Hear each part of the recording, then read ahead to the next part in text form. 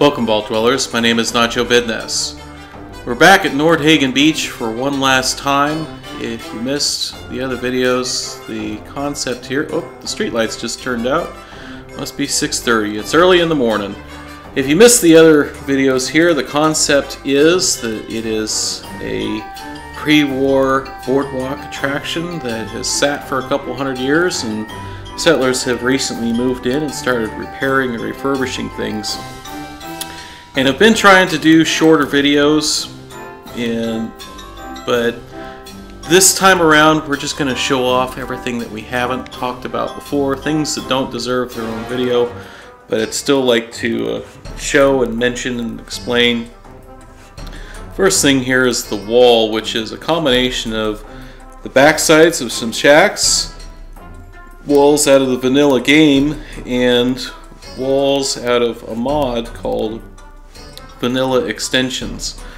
I mentioned before that over here is kind of where the parking lot used to be, and the residents dragged a bunch of cars up here and used those for kind of the foundation of their walls. But they have also they've also got a little bit of playground equipment here that's still rusting out, but they've also turned some of these vehicles into some makeshift homes. So for example, we've got this Airstream trailer looking thing that has a couch and a bed in it, and the furnishings are out of Thematic and Practical. Obviously this is not fully decorated. I've mentioned before I've got a lot of crash problems at this settlement. I have built too much for my own good and can't really go through and completely decorate things. This over here is a car house, and you've got a sleeping bag inside of it, as well as a lean-to that's sitting over it. So I guess instead of a race car bed, we've got a sedan house. This van has a bed in the back as well as a light inside of it, so just a place where someone can sleep and kind of get the rain off. This rather uninteresting concrete box is deliberately boring because I kind of feel like, you know, not every building needs to be an architectural masterpiece. Upstairs is the Minuteman artillery piece. I've mentioned that this settlement is aligned with the Minutemen. Now over here we've got our station for the traveling merchants, and I kind of wish that a modder would come out with something that serves this same function but has a different visual appearance. It's getting kind of hard to think of new or interesting ways to put this into settlements. Did like that the Thematic and Practical furniture pack kind of gave us some additional chair options that look like they belong in the game. Let's go look inside the power room here. This building is the only one that you really can't scrap. That's okay because this is unique, but didn't really know what else to do with it other than shove a fusion generator in here. I do have kind of a power grid where I can turn off the west wall or the east wall, water purifiers, and the boardwalk itself. Made it easier when I was building to put lights and stuff in without having things interfere with each other when I didn't want to.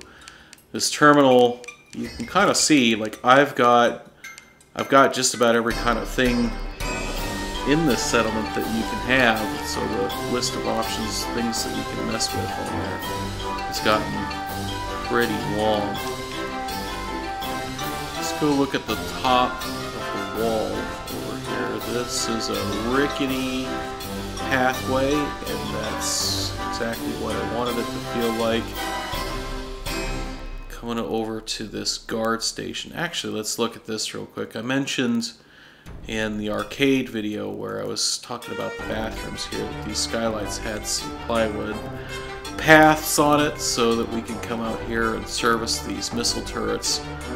These things are hilarious because they cover that bridge over there pretty well, and I've seen raiders spawn at the other side of the bridge, and before I could even really get my gun out, they were already piles of guts. Let's go look in this guard station up at the very top here. And a couple features inside here. First, they have a ham radio and a button there to turn the radio on and off. You look up there, there's the recruitment radio beacon. I've got the switch up there on and the switch down here off, so I can turn that radio beacon on. But I've got enough settlers here, I can't fit any more in, so I've just got that recruitment beacon off.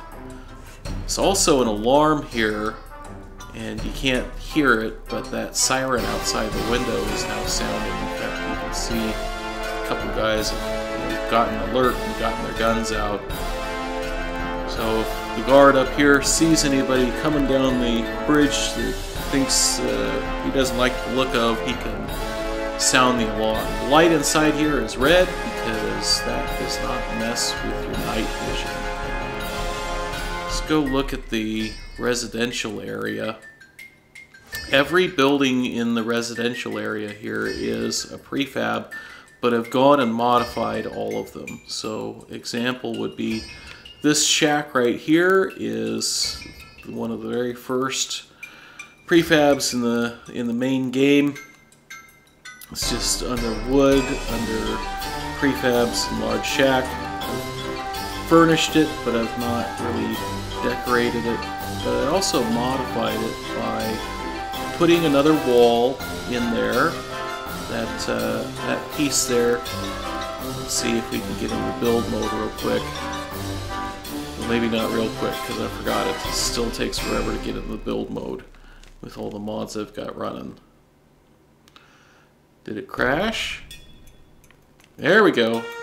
See, that wall there is not part of the shack. I just kind of glitched that into place. Put some railings there so that people wouldn't necessarily fall down the stairs if they didn't watch their step.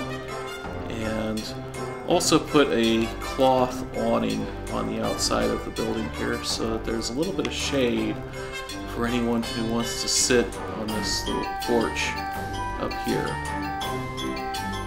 The next one we're going to look at is the large metal shack from the base game.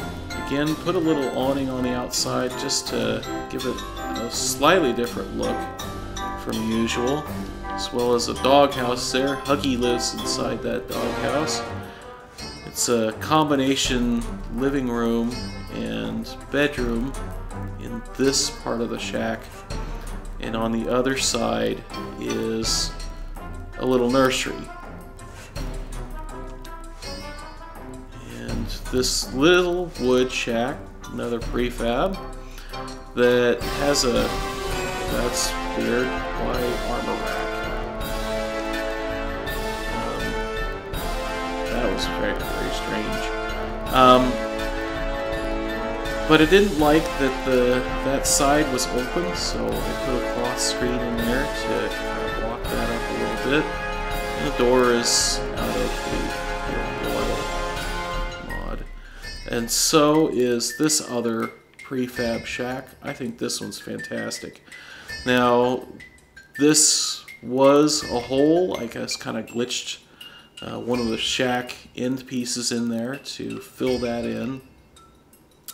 But otherwise, it's a fairly complete building all on its own. This is where the crazy cat lady lives. And on the inside, you can see that we've got a bunch of cat pictures and a storage area inside. We've got a bridge section from a boat. And, of course, it is a single bed. There is access to the roof up here through this very narrow stairway. Not sure why these folks are all standing on the outside of the railing, but maybe they all wanted to pet this little cat here. Anyway, There are a couple cat bowls here. That's what keeps those cats kind of in this part of the settlement. And stuck a couch and a coffee table up here so that anyone could come outside and enjoy some morning sun. Go look at the restaurant here. This almost, I thought, deserved its own video, but I ultimately decided against it. It's out of a mod called Bob's Iguana Diners, and you can build lots of different fun diner shapes out of it. And there's some roof greebles and stuff, but I also took those vents that are kind of slowly spinning on the top from a different mod as a counter on the outside where people can sit and eat, as well as some picnic tables and other stuff out here. On the inside, I think the one thing that's kind of really worth mentioning is that the soda fountain from Vault-Tec DLC, I thought, went in here pretty good. Figured that I needed to put it in somewhere at some settlement. What better place to put it than inside of a diner. Also have this mat here. You probably saw her in other videos, but there is a woman that stands here and acts as a food vendor. So the settlers have kind of added their own shelving in here, like that one right there. And we've got a little bit of food cooking over here that don't know what that is. It doesn't look very good, but I guess it's the apocalypse. You take what you can get.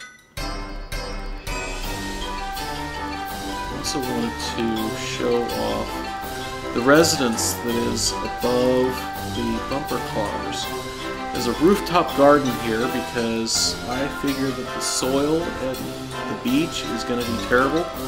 So one of the things that people might be trading for out of this settlement is good topsoil from other settlements. So that's what's going on up here and why it's a rooftop garden instead of somewhere else. So got a shovel and hoe, some fertilizer. There's some folks that live inside of this equipment room. And there's just some random old computer equipment that's non-functional. And they have separated the space into a couple living areas, stacked up some crates and furniture, and just shoved that ice machine on top of another crate. And got a double bed on this side for parents to live, and over here we've got a screen that is screened off a nursery and a room for a kid.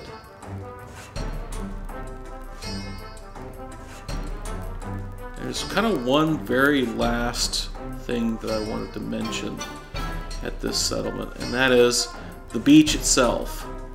It is Nordhagen Beach after all, and it felt like there should be some kind of nod to there being a beach, so there's the sign, and the beach is this way.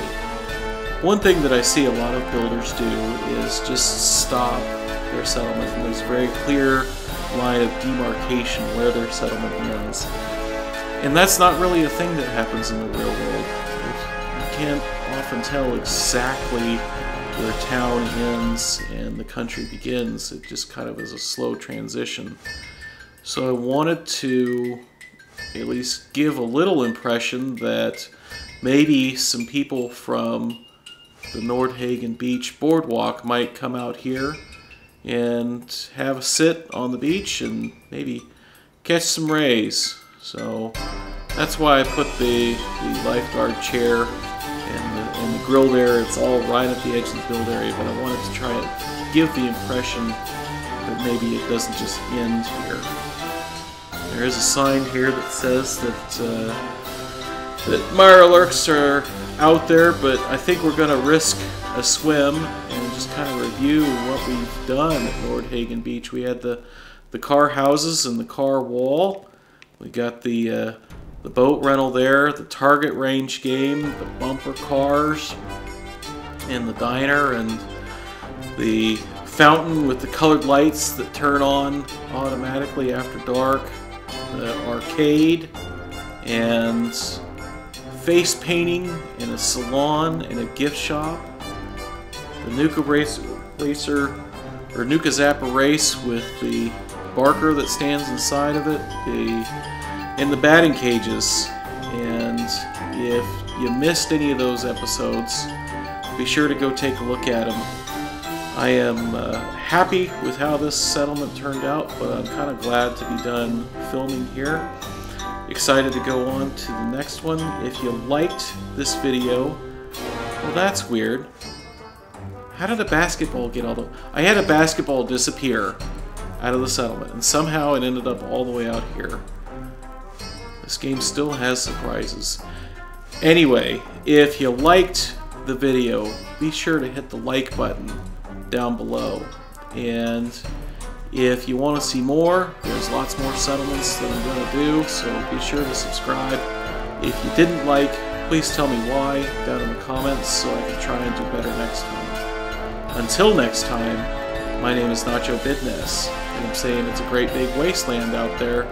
Let's go have fun in it.